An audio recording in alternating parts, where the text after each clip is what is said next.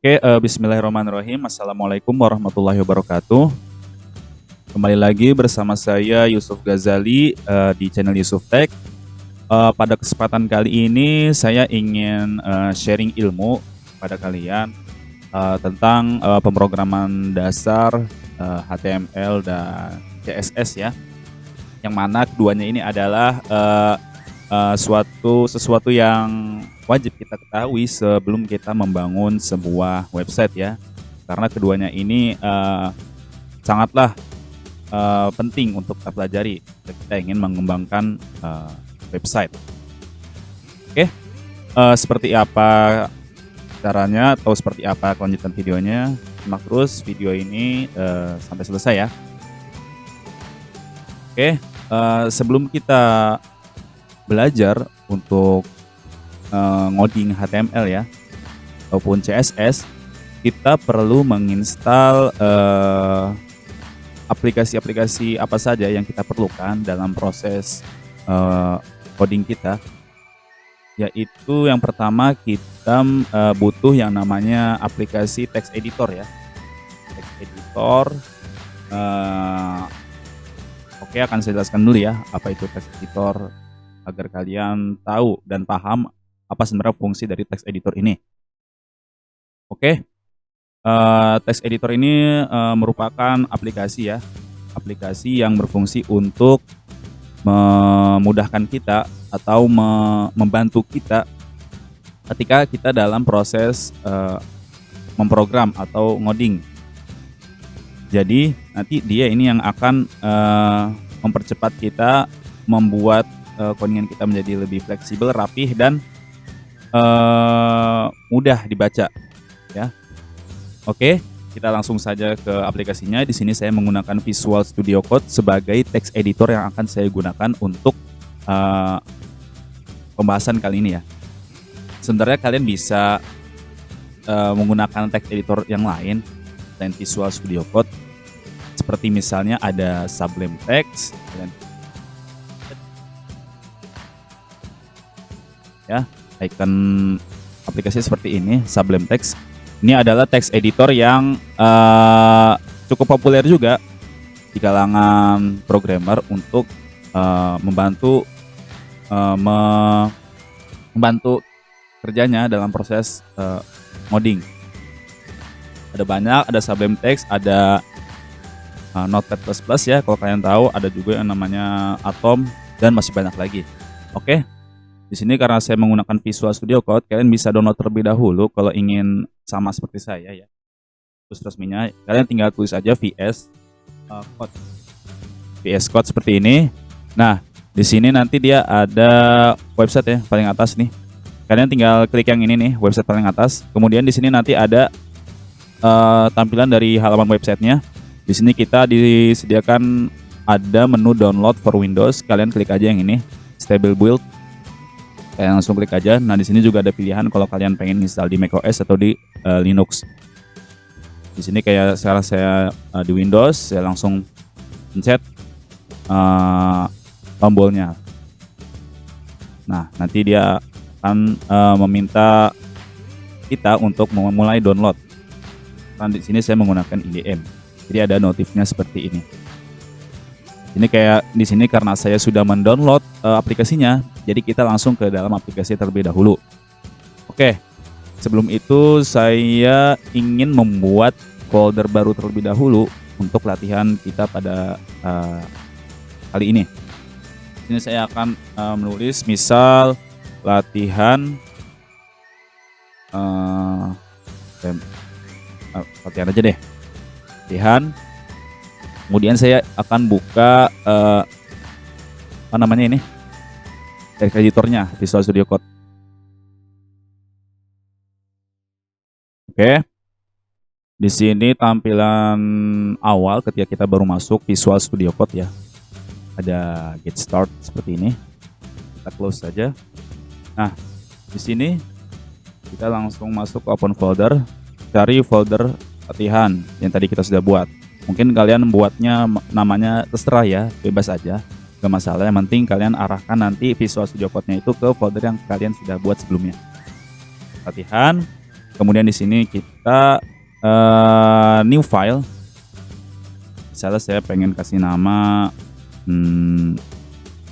test ya, test.html. Ingat, sebelum kita menuliskan kode HTML, kita perlu membuat dokumen atau file dengan ekstensi HTML ya. Oke, seperti ini.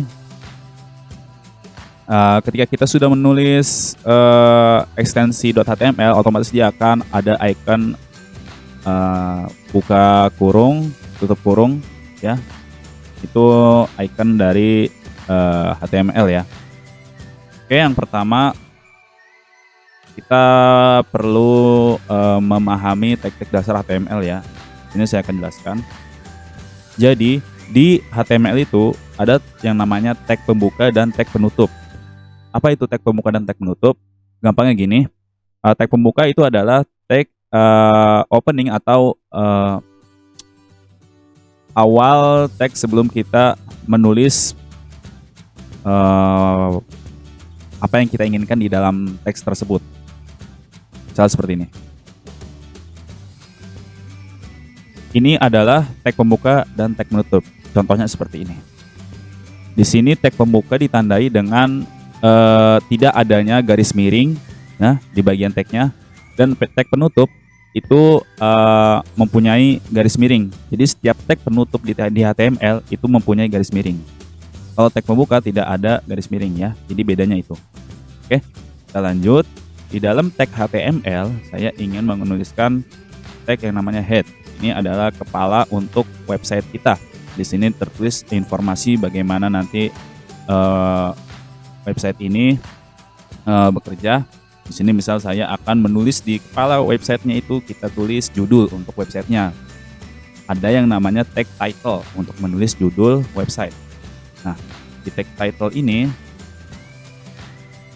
kita di tag title-nya ada tag title pembuka dan tag title penutup. Di antara ini kita tulis apa yang kita inginkan sebagai judulnya untuk website kali ini. Misal saya ingin nulis websiteku ya, websiteku ya. Kalau kalian ingin melihat hasilnya, coba kalian Ctrl S, lalu kalian buka dokumennya. Jadi saya di latihan ya, latihan, buka nih, udah ada.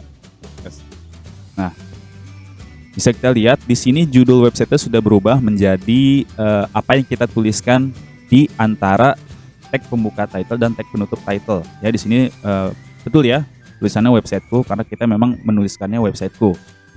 Kalau kita ganti misalnya jadi website doang, kita Ctrl S untuk menyimpan perubahan, lalu kita refresh page-nya, dia akan berubah mengikuti apa yang kita tuliskan.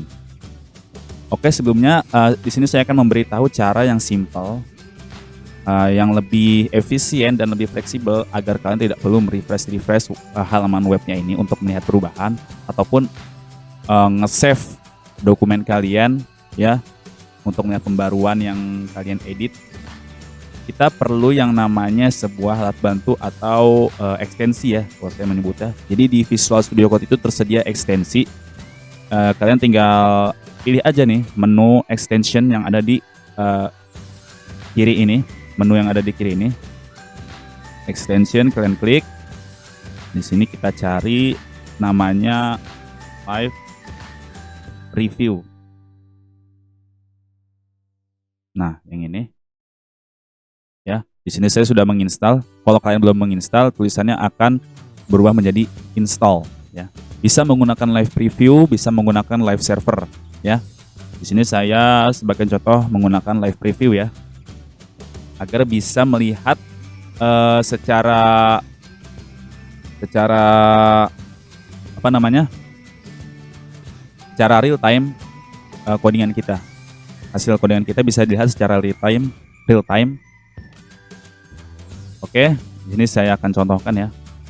Kalau kalian sudah menginstal Live Preview tersebut, di sini di bagian kanan atas ada tulisan Show Preview, akan muncul ya. Karena sebelum kita menginstal ini tidak ada. Kita menginstal ini akan muncul dan coba kalian klik. Nah, jadi di sini adalah hasil dari codingan kita. hasil dari codingan kita akan ditampilkan di sini, sementara kita ngoding di bagian kiri. Jadi kita bisa melihat nih codingan kita secara real time tuh jadinya seperti apa. Hasil dari codingan kita itu akan terlihat secara real time tanpa kita perlu nge-save dan merefresh ulang halaman websitenya. Sekarang setelah di tag head itu ada yang namanya tag body. Tag body ini adalah tag yang fungsinya untuk menampilkan konten atau elemen-elemen yang ada di halaman webnya nih. Ini namanya body. Body, kalau judul ini nih, yang ini website kepalanya. Judulnya website, benar website, body. Sekarang kita coba tuliskan di sini asal saja, misal selamat datang. Nah, begitu kita tulis selamat datang, dia secara otomatis akan menampilkan selamat datang juga di websitenya tanpa kita perlu refresh dan save halaman HTML-nya terlebih dahulu, karena memang ini salah satu fitur yang cukup membantu ya.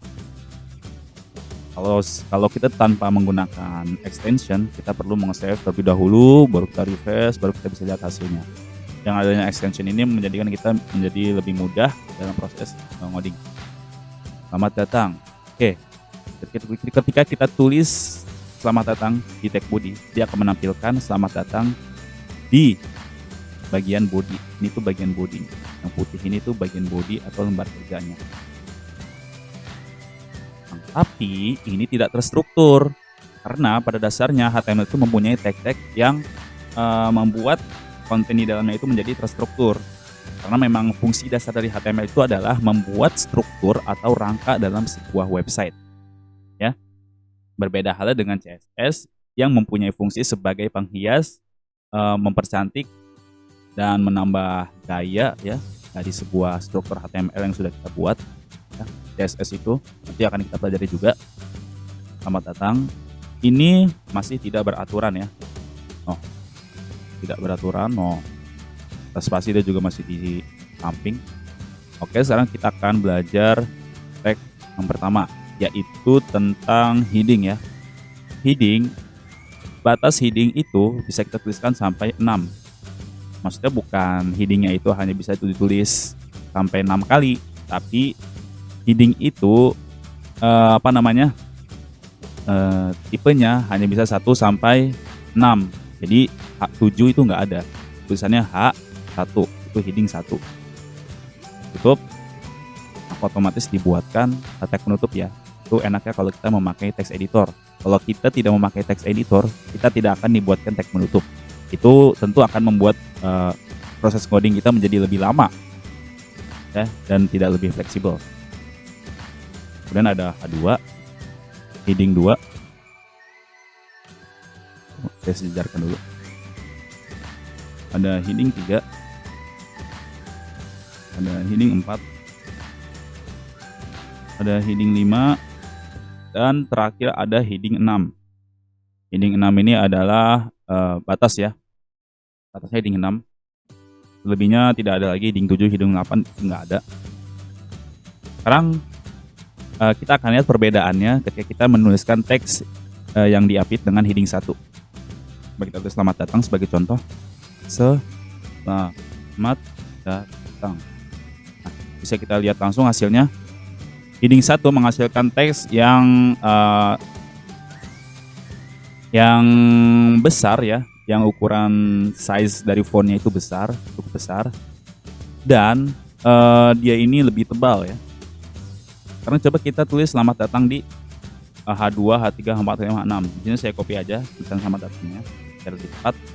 Kita Ctrl V, Ctrl V, Ctrl V, Ctrl V, Ctrl V. Bisa dilihat perbedaannya antara H1, H2, H3, H4, H5 sampai H6. Ya, betul.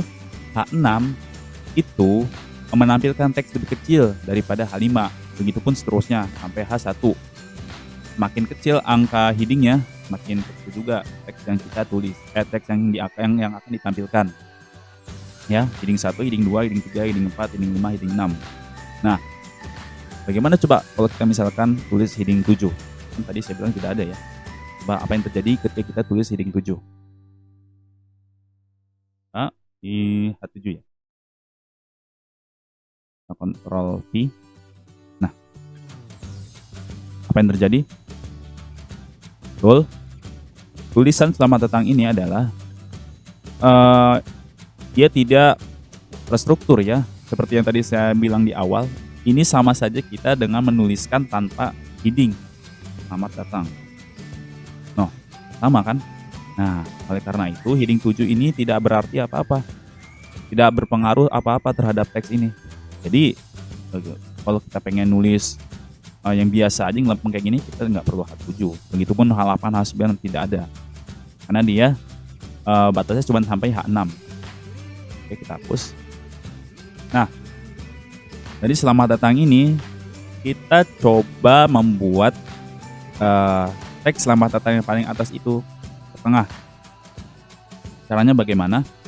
Di sini kita sebenarnya sudah masuk ke bagian styling ya, agak-agak styling dikit. Enggak ya. Di sini kalian bisa tambahkan align center ya ke tengah. Kalau pengen kata kanan gimana? Ya sudah, kalian tinggal tambahkan saja align, misalnya kanan ya, right. Nah, kanan. Kalau tak kiri ya left, karena memang defaultnya juga sudah di kiri, jadi saya tidak akan mencobanya ya. Seperti itu. Ini yang kita tulis ini sebenarnya CSS kasar saja ya. Sebenarnya yang benar tuh bukan kayak begini nulisnya. Ini kalau kalian pengen langsung di dalam tag HTML-nya. Oke. Di sini sudah belajar kita tentang heading ya. Ada heading 1, heading 2, heading 3, heading 4, heading 5, heading 6. Dan nanti kita akan belajar mengenai tag paragraf ya. Tag paragraf. Tag paragraf itu seperti apa? Seperti ini. Tag pembuka P ya. Tag pembuka P, tag penutup P. Ini tag paragraf, fungsinya untuk kita pengen ngisi misal teks ya, misalnya halo, selamat datang di website. Pokoknya ini kalian tulis teks aja lah, teks panjang-panjangnya yang ingin kalian isi nanti di web itu menggunakan tag P ya, seperti ini tag P. Kemudian ada yang namanya tag div ya. Div ini adalah tag pengelompokan. Jadi ketika kita ingin membuat suatu grup atau sebuah pengelompokan, kita perlu menggunakan tag HTML yaitu tag div, yang berarti division ya. Kalau P itu kan paragraf, H itu kan heading. Nah, div ini fungsinya untuk apa? Oke, kita akan lihat fungsi dari div ini ya. Misal saya di dalam tag div ingin menuliskan ada H1 dengan tulisan misalkan menu hari ini. Misalkan ya, menu hari ini. Paragrafnya misalkan ada bakso, soto, terus ada misalkan apa ya, pecel atau yang lain-lain lah. Seperti ini. H1 dan tag H1 dan tag paragraf ini itu menjadi anggotanya si tag div. Karena di sini tag pembukanya div, tag penutupnya di bawah tag paragraf dari bakso, soto, dan pecel, otomatis si H1 dan paragraf ini dibungkus oleh elemen yang bernama div ya. Jadi H1 dan P ini menjadi anggota si div. Otomatis ketika kita men-styling si div-nya, maka H1 dan P ini akan otomatis masuk ya ke dalam styling si div. Oke. Nah, untuk menampilkan fungsi dari div ini agar terlihat ya, di sini memang tidak ada perbedaan kelihatannya ya, tapi kita akan coba tunjukkan bagaimana div ini bekerja pada sebuah elemen H1 dan P.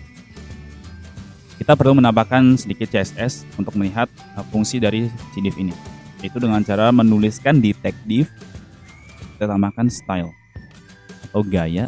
Kemudian di dalam gaya kita tulis misalkan background color, warna latar belakang. Kita pengen apa? Misalkan gue pengen nulisnya itu biru ya, blue. Nah, lihat dia otomatis berubah menjadi warna biru. Dan gue pengen warna teksnya ini putih. Jadi tinggal tulis properti color white.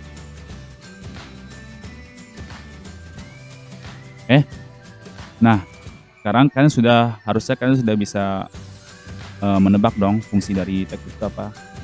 Betul kan? Dia untuk mengelompokkan menu hari ini dan tag paragraf. Jadi yang warna background biru ini kita umpamakan sebagai tag div ya, yaitu division atau pengelompokan. Jadi si menu hari ini dan bakso soto pecel itu menjadi anggota div. Kita bisa lihat dia warna latar belakangnya itu ikut biru ya. Bakso soto pecel juga biru warnanya karena memang dia ada di antara tag pembuka div dan tag penutup div. Bagaimana kalau kita pindahkan tag paragraf ya keluar dari tag penutup div? Nah, alhasil yang terwarnai backgroundnya menjadi biru itu cuman tag H1, dalam hal ini menu hari ini ya. Dia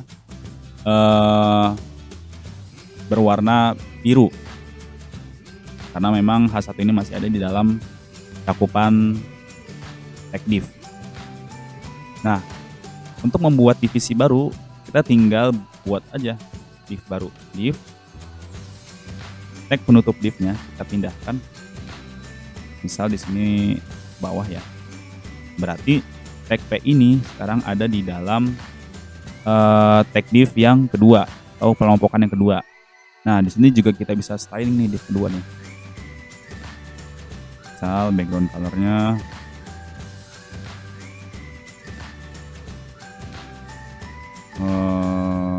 abu-abu gray.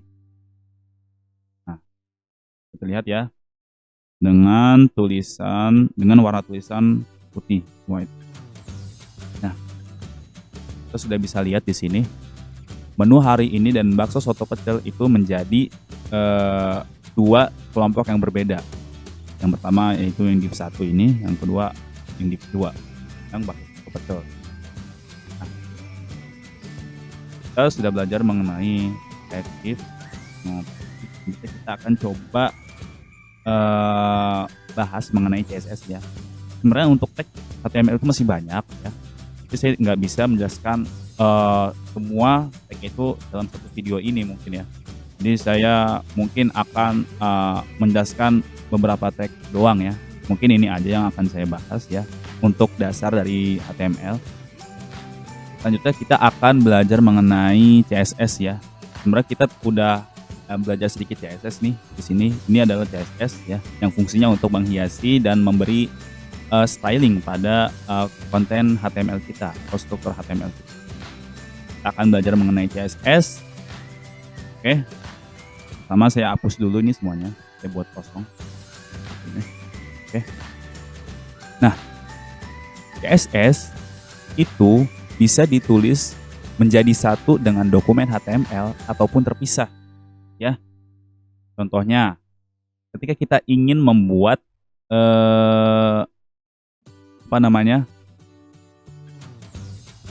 teks CSS di dalam satu dokumen dengan HTML, itu kita perlu menuliskan di bagian head atau style. Ya, seperti ini style. Kemudian misalkan kita pengen memberi warna pada H1. Seperti ini aja. H1. Misal saya tulis hello world. Kita pengen warnanya ini menjadi biru teksnya. Ada dua cara menuliskan teks CSS menjadi satu di HTML, yaitu dengan menuliskan langsung di dalam tagnya, yaitu dengan cara memberi style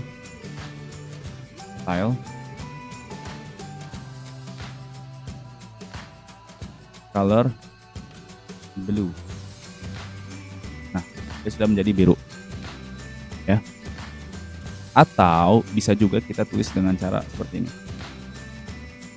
Tag hello world, kita bikin tag pembuka dan tag penutup CSS dengan menuliskan style ya, tag style di bagian head, lalu kita tulis apa selektornya, H1 kurung curl buka, itu apa, color blue.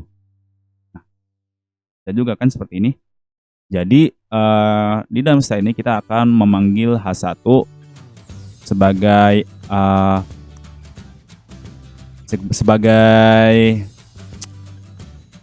konten yang ingin kita edit, yang akan kita ubah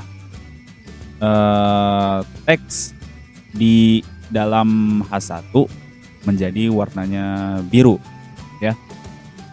Lalu misalkan kita pengen teksnya itu ke tengah, align center.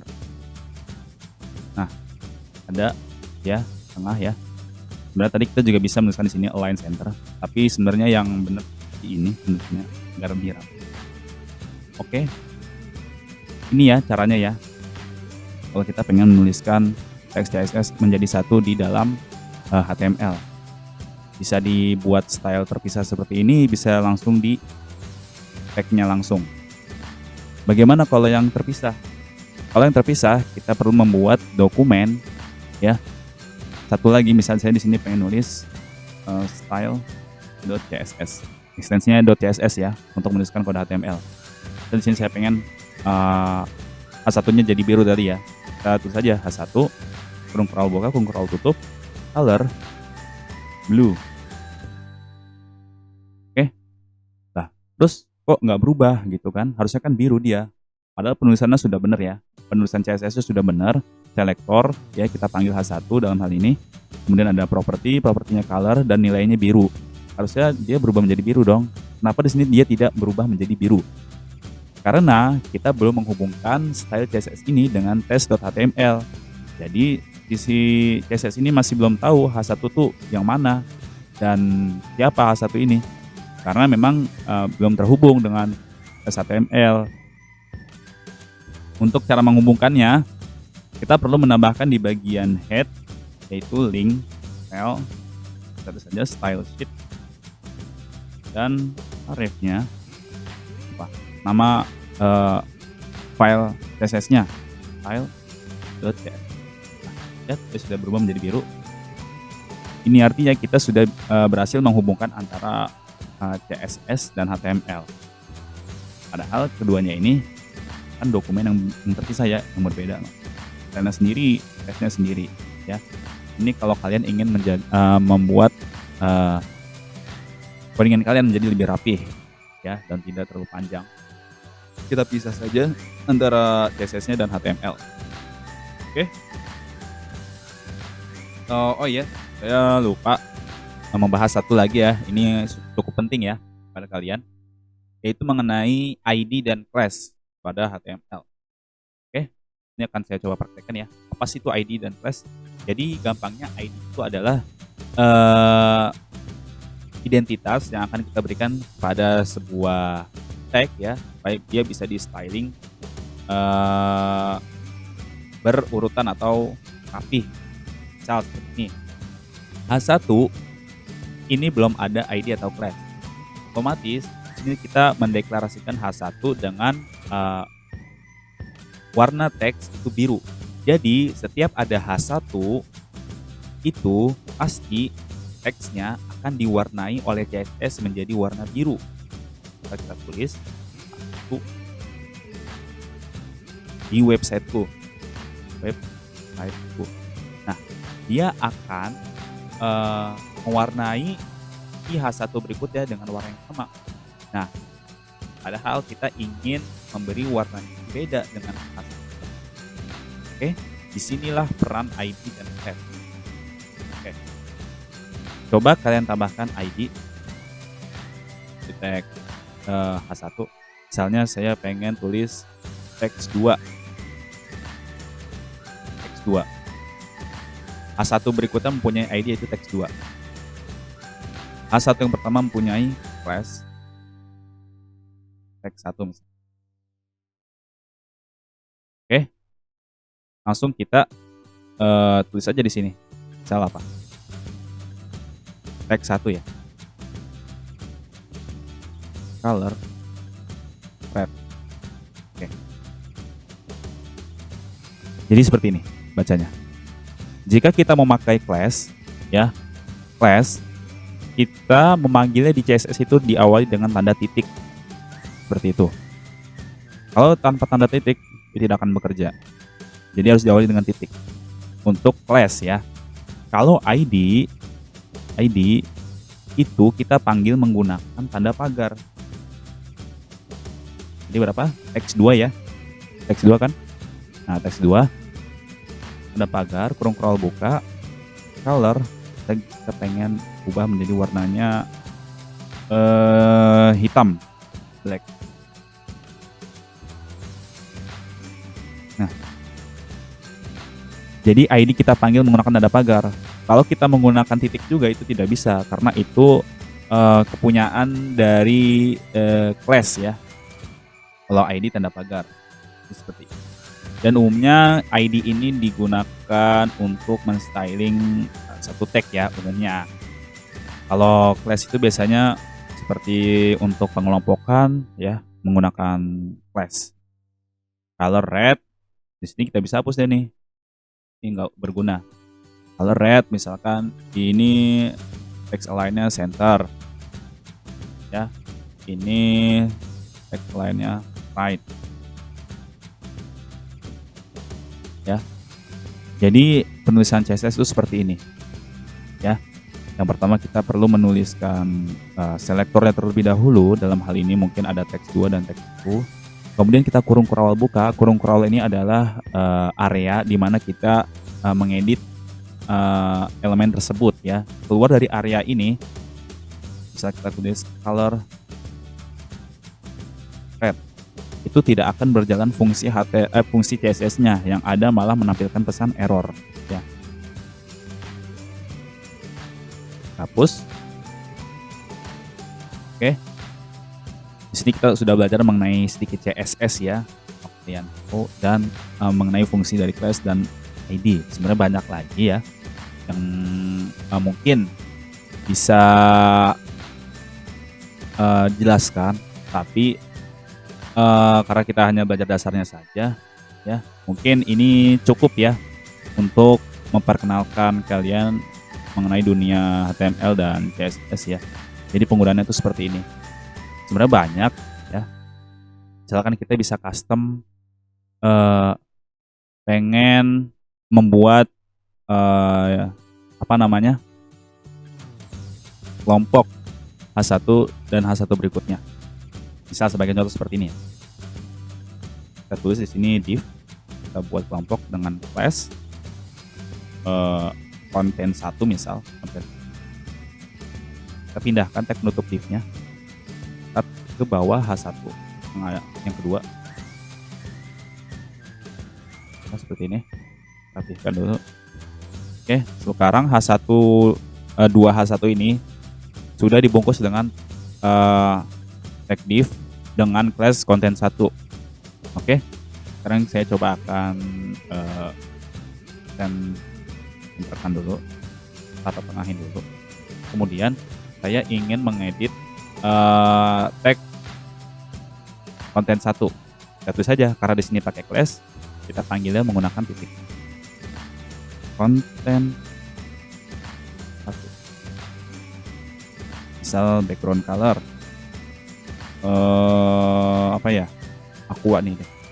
Nah, lihat sekarang H1 hello world pertama dan H1 yang kedua yang berisi teks di websiteku sudah menjadi anggota dari div.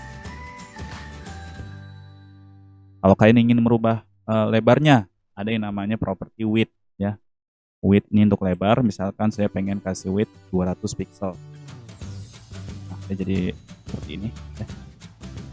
Kalau kalian pengen letaknya ini di tengah, tinggal tulis saja margin 0 auto. Kalau kalian pengen di tengah, di sini kalian tulis 20 ya, yang berarti atas atau jarak atas itu 20. Jadi urutannya seperti ini sebenarnya.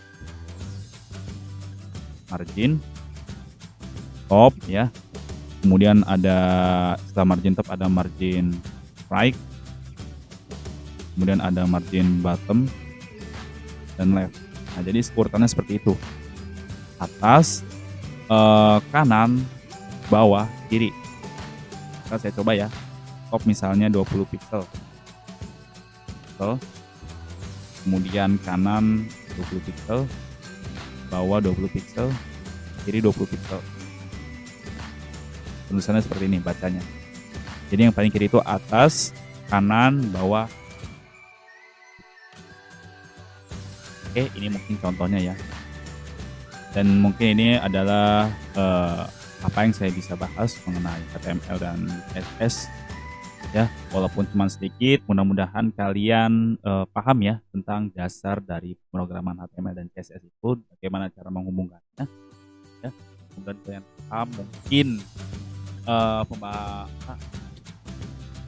percakapan saya ini mungkin ada yang sulit untuk dicerna ya. Mungkin di antara kalian ada yang merasa seperti itu, tapi saya tetap akan berusaha menjelaskan kalian dengan bahasa yang mudah dicerna.